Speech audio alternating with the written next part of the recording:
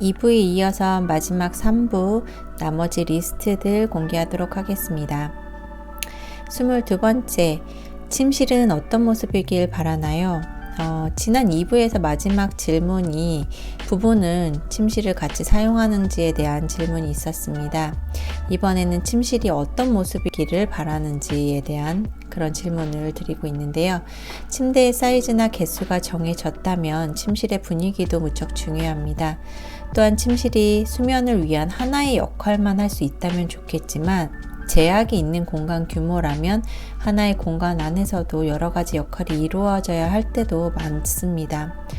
그러한 공간에 들어갈 내용들이 이제 정리가 되면 그 다음에 이제 공간의 분위기를 어떻게 만들 수 있는지를 고민을 해볼 수가 있습니다. 자신이 원하는 스타일이나 무드를 미리 생각해 두시면은 적용을 해볼 수 있는 부분이니까 내 침실의 모습이 어떠한지, 어떤 스타일이었으면 좋겠는지도 잘 전달하는 것도 중요할 것입니다. 23. 욕실은 어떻게 사용하나요? 욕실의 개수와 위치 또 크기에 따라서 물론 달라질 수 있습니다. 가족들의 나이대나 취향에 따라 욕조가 꼭 필요로 하는 집도 있을 테고 샤워 부스가 좋은 집도 있을 겁니다. 그리고 또 주로 욕실을 건식으로 사용하길 바라는지, 또 청소를 어떻게 하는지, 드라이기를 안에서 사용하는지, 화장을 욕실 안에서 하는지 등 사람들마다 미세한 차이들이 있습니다. 이런 의견들로 욕실 공간을 만드는데 중요하게 아이디어들이 적용될 수 있으니까 욕실도 어떻게 사용하면 좋을지를 말씀해 주시면 좋습니다. 24번째, 가족과의 집에서 가장 중요한 공간은 어디라고 생각하나요? 이유는 무엇일까요? 가족이 함께 생활하는 공용의 공간들 같은 경우는 대부분 거실이나 주방 어느 정도 정해져 있기는 해도 각자 생각하는 공간의 중요도는 분명히 다를 거라 생각합니다. 아무리 각자의 공간이 중요해진다 하더라도 가족이 함께 이야기를 나누고 가족의 마음을 나눌 수 있는 공간은 분명 필요하죠. 각자가 어떤 공간이 중요한지를 한번 이야기를 해보고 의견들을 맞춰보면서 전체 공간 안에서의 공간의 중요도를 선정을 해볼 수 있습니다. 함께 생활하는 공간이라도 모두가 행복할 수 있는 공간을 만들 수 있는 게 가장 중요하진 않을까요? 25번째, 손님이 자주 오나요? 어떤 모임을 주로 하나요? 어떤 일을 하는지 또는 어떤 성향인지에 따라서 매우 달라질 수 있는 요소이겠죠. 손님이 자주 오는 집이라면 모임에 따라 공용 공간의 역할이나 디자인이 강조되기도 합니다. 이러한 부분들도 만약에 우리 집에 손님이 많이 오는 집이라 하면은 미리 체크를 해두어야 공간을 계획하는 데 도움이 될 수 있습니다. 26번째, 청소를 직접 하나요? 누가 주로 하나요? 당신은 어떤 장소를 담당하고 있나요? 공간은 만드는 것도 중요하지만 관리도 중요합니다. 인테리어를 하고 나면 그게 끝이라고 생각하는데 공간도 사용하면서 노후화되고 또한 지속적으로 관리를 해주어야 합니다. 관리 중 가장 기본적이라고 할 수 있는 건 청소이겠죠. 내가 직접 할 수 있는 거고요. 요즘은 청소 기기들도 무척 다양해졌고 여러 가지 청소기를 구비하고 있는 집들도 많기 때문에 이러한 부분들도 미리 체크를 해두고 어느 곳에 수납을 할지도 고려해 볼 수 있습니다.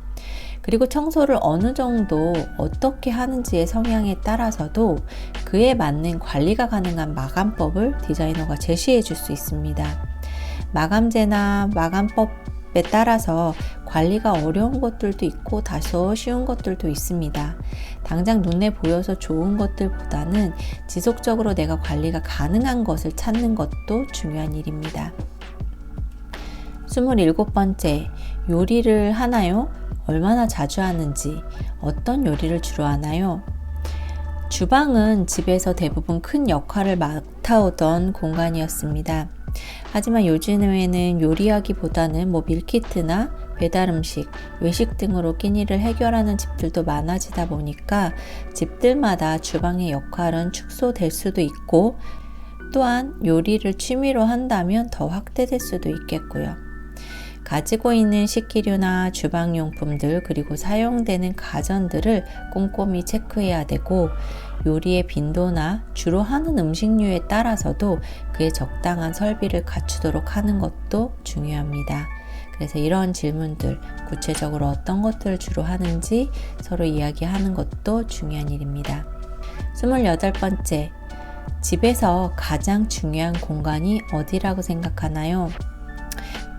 집이란 어떤 공간이길 바라는지의 마음들을 드러날 수 있는 질문입니다. 내가 생각하는 공간의 중요도는 내가 어떤 공간을 바라고 그리고 나와 함께하는 구성원들과의 관계에서도 어떻게 바라는지에 따라 그런 것들이 나오게 됐는데요. 이런 질문의 답변을 생각하면서 나와 가족, 집에 대한 가치를 한번 되새겨 보셨으면 좋겠습니다.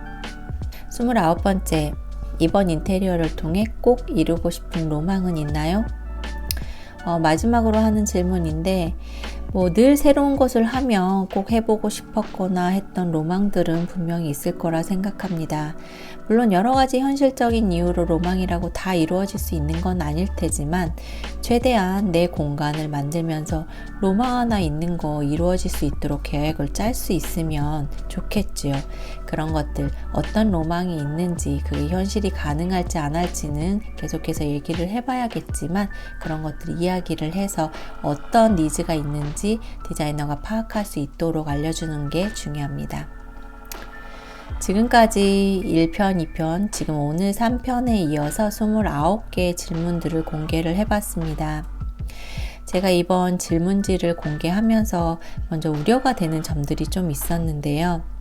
이러한 질문지나 상담을 하지 않는 인테리어 업체들도 많이 있는데 과연 그러면 그런 것들은 잘못된 것이냐 하는 질문들 있을 수가 있겠죠. 이러한 질문지를 만들고 이런 상담들을 통해서 고객을 알아가는 일은 생각보다 많은 노력과 시간들을 요하는 일입니다. 당연히 그에 상응하는 비용도 들어가겠죠. 방식이나 가치관의 차이나 어떤 방향성이 좀 다를 수는 있겠지만 이러한 질문 과정 내지는 상담 과정을 깊게 거치면서 인테리어 설계를 하는 곳들 당연히 있습니다. 금액대가 있는 디자인 스튜디오들이 주로일 테죠. 하지만 내가 금액을 가지고 좌지우지하고 조금이라도 적은 금액대의 견적서를 내는 곳을 선택할 만한 상황이라면 그렇게 적은 금액을 제시하는 곳에서는 사실 이러한 서비스를 기대하기는 현실적으로 힘듭니다. 정말 딱 잘라서 싸고 좋은 건 없습니다. 디자인 서비스에 대한 수고로움과 고민의 무게를 가벼이 생각하지 마셨으면 좋겠습니다.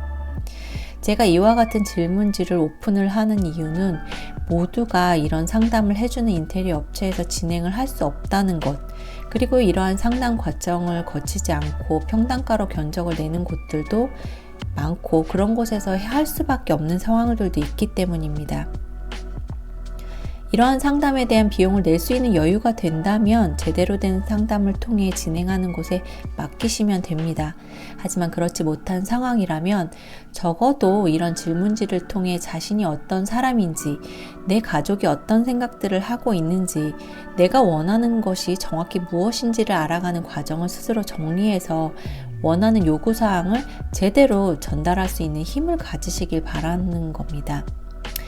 좋고 새롭고 비싼 건 언제나 있고 늘 새로운 건 나옵니다.